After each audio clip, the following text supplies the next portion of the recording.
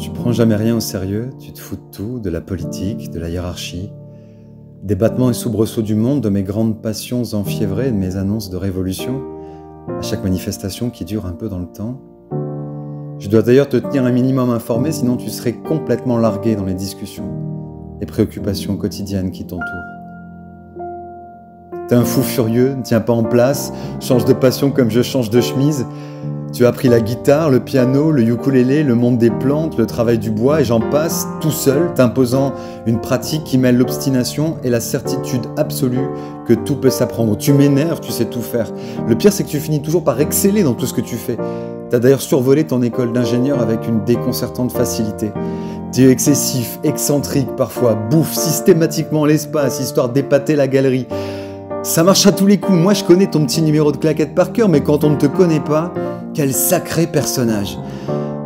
Tu me fais hurler de rire du soir au matin, m'appelles 15 fois par jour. On se dit rien en plus. On se fait rire pendant de longues minutes, entrecoupées de banalités simplement. Faut dire qu'on a tellement bouffé de films et de séries à deux qu'on s'est bâti un patrimoine de références communes hallucinant. De quoi s'appeler comme ça encore un bon paquet d'années durant. Tu partages toutes les épreuves de ma vie, bonnes ou mauvaises, depuis bien longtemps maintenant. Je n'ai jamais pu t'impressionner et du coup, tu es le seul à me parler avec cette manière singulière, sans aucune forme de retenue, de délicatesse, sans formule complaisante. Tu me mets les claques dont j'ai besoin quand je me lamente un peu trop ou me trouve trop facilement des excuses.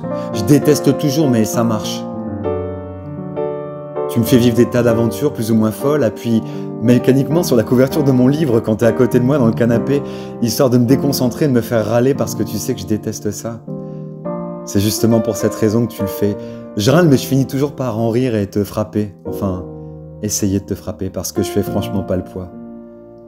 On a vu les plus beaux paysages du monde ensemble et c'est avec toi que je suis parti à la recherche de mes racines dans la province de Palerme.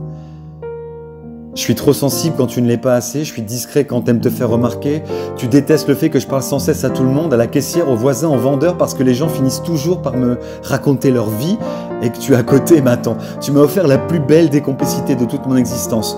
Je crois que je suis entièrement moi, uniquement, avec toi. Tu m'offres des chutes perpétuelles de bonheur, ta bonne humeur caractéristique me pousse parfois à me nourrir de ton insouciance, histoire de pouvoir quelquefois lâcher prise. Et Dieu sait que c'est vraiment pas évident, moi qui suis un névrosé de la pensée, à toujours tout décortiquer et analyser. On sait tout l'un de l'autre, on se connaît comme personne d'autre ne nous connaît. On est un peu cette chanson de Ben Mazué, c'est nous deux contre le reste du monde. Voilà un peu le portrait.